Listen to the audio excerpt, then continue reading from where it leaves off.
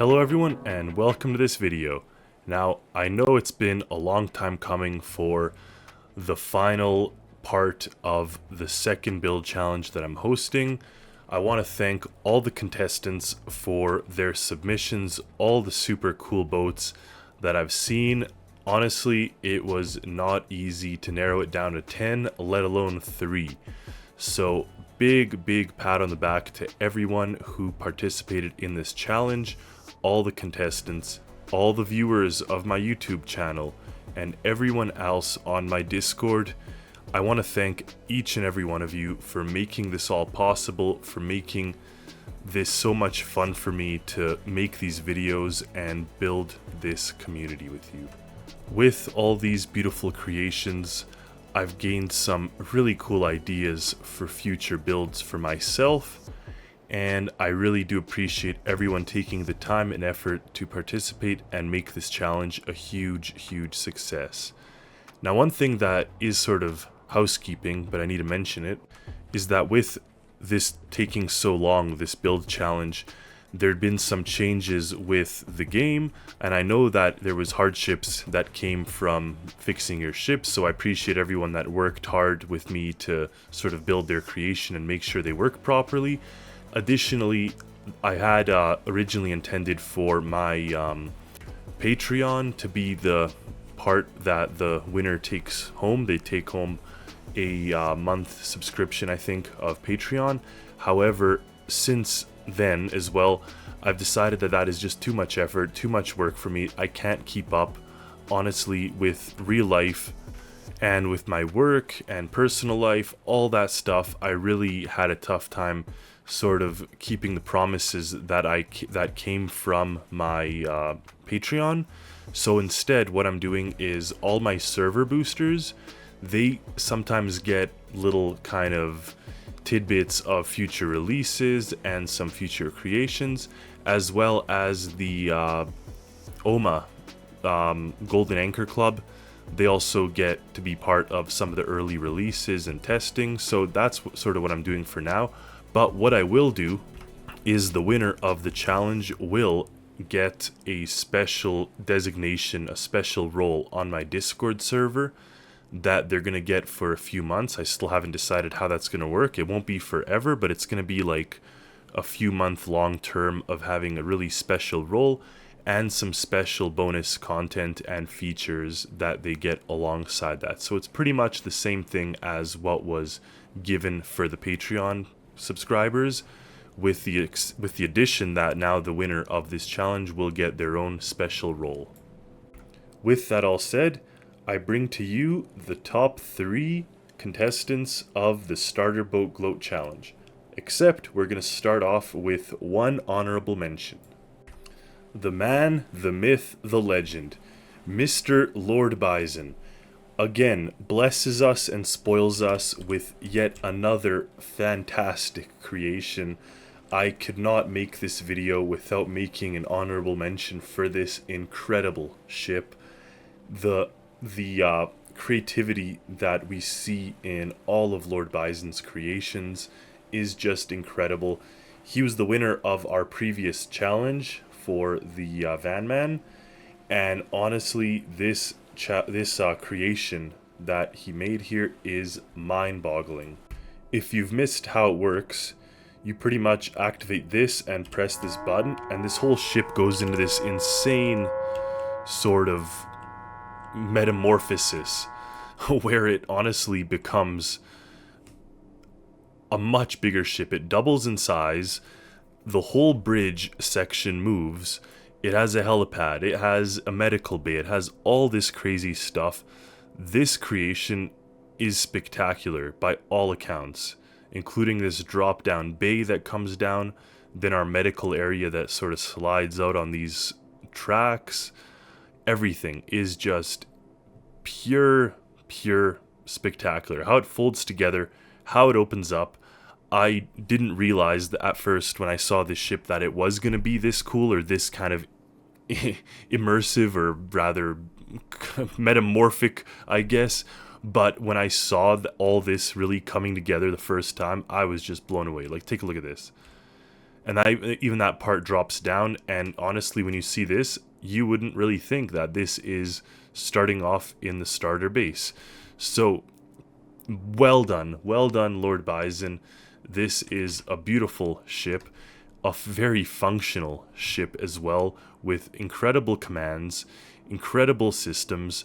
I am mind blown as always at this. It has a beautiful color scheme, it's functional, it's fast, it's stable, it's perfect. Honestly, this is the ship you want to use for your rescue missions. Incredible work, Lord Bison. I could not make this video without at least mentioning this incredible creation. You're a huge asset to our Discord community. You're a great moderator, a great member, and a great builder. So I really do thank you for this submission. I love it. I love to see it. Spectacular work. Now, the reason that it is an honorable mention is a twofold part. Firstly, you were the winner of the previous build challenge, so we want to give others a chance at winning. And probably the biggest reason is because I've actually undergone a series of tests on all the ships, and I decided to choose another 3 finalists. That said, I could not make this video without mentioning this amazing creation because it truly blew my mind. Once again, you're a master builder in this game. Well done. I've undergone rigorous tests for all the creations. I actually used them more than the 1 minute that I showed earlier. I used them substantially. I marked them based on the interiors, based on the completeness, how polished they are, how well they function, how they look, how they work, the controls, the displays, everything inside it, and I've narrowed it down to these 3 creations. So, we got here the really cool and amphibious sort of rescue / transport vessel by user Mark. The beautiful, stable, and functional vessel by user Shorker, and it's called the QRF-14, the Ruse QRF-14. And then we got this very sleek and quick search and rescue boat by user Matt 20003. So these 3 vessels are the ones that have made it to the top 3, and we're gonna do a test because I've not yet decided which position each one should be awarded, which one is going to be number 1. So we're going to actually do a test live here, and then I'm going to decide on the spot which should be awarded with the first place. But before we do all of that, I do want to test how much they can bring themselves or self-right themselves, because this is a super important feature of all search and rescue craft. I've set them so they're all at the same approximate elevation. They all have a little bit of an angle, and that's intentional. And we're just going to drop them and see exactly how they all behave. So we see when we drop them into the water here, we got Shorker's craft immediately self-rights, which is great. Now we're getting Matt's and finally Mark's. So all of them have actually self-righted. That is perfect. That was actually the first test, the first qualifying factor of making it this far, and they all did. So that is really nice to know that the stability is properly distributed and that the vessels will eventually self-right if they are flipped upside down. So well done on that flawless execution, everyone. The challenge itself consists of starting here at the edge of this map piece and making our way into the area where the lighthouse is. Now the trick is that there's going to be a fire here on the outside little dock area of the lighthouse, and there are 2 survivors inside the lighthouse that we have to rescue. The trick behind this challenge and what's going to make it tough is the fact that we're going to have 60% wind on. I was trying with 100, but it wasn't really working nicely at all. But 60% is a good threshold because we have to navigate through these treacherous rocks. It's very shallow here, so as the wind picks up, you actually may bottom out, and we have these very treacherous outcroppings of rocks that we have to navigate around and make sure we don't end up stuck in. So this will be the basis of this challenge, and we're going to have a nice little dusting of snow just in time for the Christmas season. We'll start the trials off with Shorker's vessel. We'll fire up the systems, put on full manual, turn on the lights. Now this is a beautiful creation with just how nice all the displays are, and also we have different modes here. So if I turn on this pitch and roll mode, we get a much more stable ride at the expense of speed. But when you have this type of wind, which I think is at 60%, this is actually pretty good. Now another thing we have here is if we turn on the full manual, you can see the speed go up, the bow rises, and it flies over the surface. So this is great if it is a nice calm day, but of course we could use that to our advantage for a little bit. Now there is our stricken lighthouse, so I'm going to turn on these trim toggles and then slow down here. One thing that I see, there are no thrusters, but here we have a fairly stable turning radius. Now we got to get closer to the lighthouse here to put out that fire. Make sure it's on 0. Now I do love that this vessel actually has kind of like a little stop. So when you're getting to 0, it actually will automatically kind of stop you there for a second, so you don't end up having to fiddle through the settings to find like exact 0. And there we have it. We actually kind of moved up a little bit, made contact with this, and we can jump aboard here. Well, not aboard, but into the lighthouse. Run to our figures in here. They're dressed in beautiful Christmas attire, so you can come with me and you can follow. No, follow. Yes, let's go. You with me? We jump. You jumping? Where's the second person? I do like this escape hatch. It's good for getting in and out. Oh, there they are. The second person's here. Fantastic. Put you there. Close this up and make our way back up here. Now the door was left open. I'm going to close that. Alright, so now to get out of here, clearly the wind and waves are pushing us up against all this rocks, and we don't want to hit a rock on our way out. So I'm just going to back up nice and slowly here. I'm applying negative throttle, but nothing's happening. Did my engines cut out? They did. Probably they stalled out, which is fine. That's not a big deal. Throttle 0. Restart those engines. There we go. Alright, now, again, with no thrusters, I just want to be very careful here to not smoke one of these rocks. Alright. Turn on the full manual mode, actually. It might help us get out of here. Okay, stop, stop, stop. Go back. Nice. Well, not nice. That was definitely my own doing. Now we're flipped. Okay, as long as we can right ourselves. Water is not getting in, so that's not a big deal.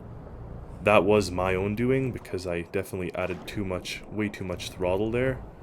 But as long as we can self-right, there we go. And we're off. That actually worked. So, we did it. We got our 2 people rescued. We got a fairly stable vessel here. I do wish there was some sort of controls when you are in tight confines like that, but when you're out in the open, I mean, you have a very stable system, and not to mention when you turn on this pitch trim, very stable. So that is definitely a huge plus when it comes to this ship. If I turn up the wind to 100, let's see what happens. Can it handle it? Now obviously we're going against the wind, which is much better than going at an angle to it. I think if we go at an angle, it will flip us if we do this. But keep in mind, wind is currently at 100%, and this is, I'd say, a great test. So now we're even going perpendicular to the wind, and if we go parallel again in the direction of the wind instead of opposing it, it should just speed us up more. It won't do anything other than give us a bit of extra speed. So, fantastic creation. very nice and easy to use, and also just a ton of different options for the different systems, which helps. I mean, optimized systems help us get the job done right. So thank you for this submission, and on to the next. Here we are in the amphibious rescue vessel made by user Mark. We're going to fire up the systems, turn on the main breaker while it's on, the ignition, and get going. Now, there are definitely some things here that, through trial and error, I kind of learned. Here, we're better off to fill the ballast tank to lower our weight, or to increase our weight, so we increase the stability. And as I give it throttle here, just not full throttle yet, we see that we could kind of feather the stability within the craft. So here we are kind of going perpendicular. We're going at an angle to the wind with relative stability. I'm quite pleased with that. Now, we're not going to play with any of these things, but we do have this docking mode. Turn on some lights. Now, unfortunately, there's no land for us to drive up on with this cool amphibious creation, but what we could possibly do is end up lowering the gate and turning on the docking mode, which should turn on those lights in the front. Now, we're making good speed. Let's see if we have the turning radius. I'm just going to turn down the throttle a bit. But I love this display, and actually I used something similar for my creation, for my rib creations, so that inspired me here. Now, I'm gonna want to get close, but I don't want to catch on fire here just yet. I'm gonna lower this gate though, because at least the lowered gate is gonna give us a bit of extra distance, and I'll turn on the docking mode, Sher. Now let's get up there and put out that fire. Now, if I recall, there is a hose here with the button and this. There we go. Before it took off too much of my health.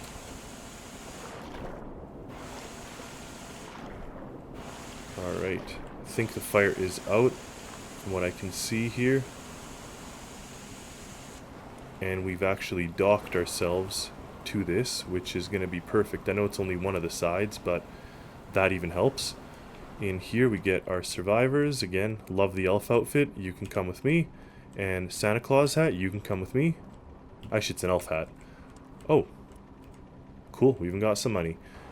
And jump. Massive deck here to jump and land on. Tons of seats. Even got the medical beds in case someone was incapacitated or injured. Now, this is with 60% waves, so you can see here I'm struggling even to get on, but once I do get aboard here, alright, there we go. I think I may have left the door open even. Yeah, I did, so hopefully we're not too flooded in here. But if I close this, turn off the docking mode, actually I don't want to turn it off just yet. I want to turn on reverse first. Now turn off docking and make our way straight out here. Okay, the engines are off. We're going to restart the engines and apply throttle. Maybe they weren't on. Maybe they weren't off, but I didn't. I was using the W and S. So that is one of those things that I just am not used to as much, to use the arrow keys. But there we have it. Now I'm going to stop this before I flip. Turn off reverse. And let's give it. So with that, we got our people rescued. They are sitting outside, which isn't great for them, but as long as we're not underwater too much, that shouldn't really hurt them. So if we give it full throttle here, it is a little unstable, but that is to be expected. Now if I go against the wind here, let's see what happens, and I'm gonna turn on 100% wind in a second to see exactly what happens when I do that. But first, let's face into the waves, so it's the same type of test as for the other boat. And now if I go to menu and turn up the waves, I definitely need to turn down the throttle. Now remember, we're going against the waves here. Let's try to cut across them perpendicular.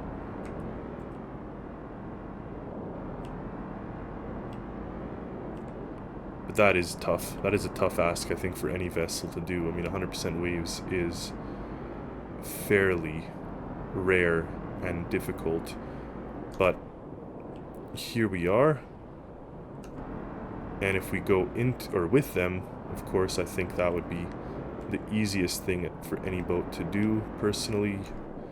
As long as the propellers are in the water, they're just gonna dig in and we're gonna go forward. So it didn't flip, it didn't go flying through the air, and I still could fill my ballast tanks more and ensure that my ride is probably slower but more stable. So that is one of those things that I imagine you can do as the user. And yeah, like, I mean, it is struggling a little bit to sort of go as the propellers sort of lift out of the water here. But if we turn this down just ever so slightly, we should have a relatively stable ride here. But maybe positioning those propellers a little lower will help prevent this sort of loss of power as you go. But you could see here, I mean, for an amphibious vehicle, I think this handles the waves very well. I mean, this is 70% wind, and here we are bouncing along and doing its thing. Love the interior of this ship. I think this just clean interface, and I know I've mentioned this before, but this clean interface is something I really do like. Some of the comments that I would have is, like I said, these doors, as well as there's some random blocks located on the exterior here. I'm not quite sure if this is a mistake or not, but there they are on both sides. Otherwise, nice little vessel, and the fact that it's amphibious and sort of dual functioning doesn't hurt at all. I mean, it gives you that freedom to choose if you want to do something a little more intricate with your equipment and drive up on land probably to rescue these people. So there you have it. This is the vessel by user Mark, and it just completed the final test. The last vessel is by user Matt, 20,003. We're gonna start up all the displays, beautiful displays, very sleek looking craft, and fast. So that's one of the things I do like about this one. So we'll make our way over to the lighthouse. We have the same sort of, the exact same weather conditions, light snow, and this to 60% wind. The low level of these water jets actually definitely help in preventing the ship from sort of stopping going. Now as we get closer, I'm gonna throttle down ever so slightly. I mean, a little unstable when you steer, but not too much, but very nice turning radius and steering radius. Now we don't need, oops, I just turned off the displays. Alright. Now this is one of the things where I have to kind of struggle to hit zero throttle, which I don't really like. I would like a nice hard stop on zero. Once that wave clears, we're gonna sort of get out there, but let's turn this on and let's try to put out this fire.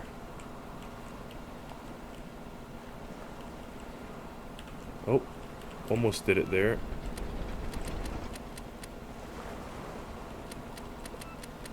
Also, I'd like to see maybe just a button that makes it zero throttle. Like if you don't want to have that kind of like hard stop, you just have like a button and it resets your throttle. Anyways, that is out, so we're good on the fire bit. Now we could hop back into the seat and turn and make our way to the lighthouse. Now I just want to feather the controls. I don't want to get taken away here. And that's the tricky bit with being surrounded by all these rocks. Great visibility here. Like I turn around and I can see everything around me. So that is really nice. I'm going to turn off that front light actually. And I do like these different wheelhouse lights and all this stuff. Okay, this display is beautiful too. What a nice interface. Okay, so I mean, maybe if this is 0, maybe the engines aren't doing anything now, even though this isn't technically on that 0 mark. Alright, we're just gonna have to go. We're just gonna have to go. Hopefully the wind doesn't push us away. Oh, nice, landed it. Okay, let's go, let's go. To you guys, my elf. Nope, no elf this time. This time we get a Christmas hat and a Christmas tree person. Follow me. You're with me? Alright. And we jump. Alright, they got kind of stuck, but that's fine. Actually, I could just walk up this like a ramp. Beautiful. You come with me. You follow me. Everyone in. And we get these nice convenient seats here. And we do have this other area with seats down here, as well as a bed. I would like to see maybe a little bit more detail in this area, instead of just 6 chairs facing this. Like I said, almost like a instruction area, unless that's what it's supposed to be. But, and this door glitching into the wall, I mean, that's just one of those things you have to do if you want to have something like this. But regardless, in here, this area is beautiful. You guys are safe, you guys are indoors, hopefully warming up. Now, let's see if I can get out of here. This ship, we got ourselves wedged up in here. Oh yeah, just backwards. Let's go, let's go, let's go. Now the location of the water jets did help right now in doing that, so that was very well done. Okay. Oh, I guess there is like a tolerance level here, so it's 0 now, even though this is reading whatever, 0.6, and it stays 0 even if I turn this up until it hits 1. So I guess this is 0. So they did have it, just even though it didn't reflect on this throttle itself, it reflects right here. Anyway, we can get ourselves out of here. And that was a job well done. So beautiful craft. Look at that. Just cutting across these waves. Like, just look at the speed on this. Well done. So that is with 60% waves, and if we turn into perpendicular to the waves, it really shouldn't affect us. Now what I will do is turn back here and turn on 100% wind, and I will turn the throttles down a little bit. We're still cutting across, even at 100, and even full throttle. So it seems to really like speed and like stability. Alright, that's 100% wind, everyone.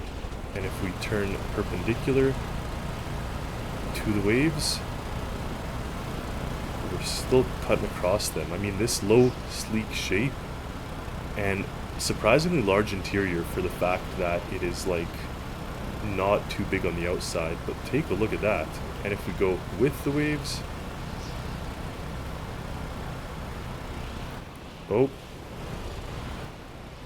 now that's less ideal, but that still is some user error, and if I put 0 throttle, it slows me down or stops me. So fair enough. Beautiful creation, well done. Love the systems, love the handling here. Look at that. So great build. Thank you for your submission. So we went through and tested each one of these 3 ships to determine how they function, how they work under high stress situations, and stay tuned for the next video where we're going to be breaking down and deciding which is the number 1 ship for this challenge. So stay tuned for that. Thank you so much for participating. Thank you so much to all my viewers for watching. We hit 4,000 subscribers on YouTube. I'm so stoked for that. And I can't wait to host more challenges, to make more videos and more creations. Happy Stormworksing, everyone.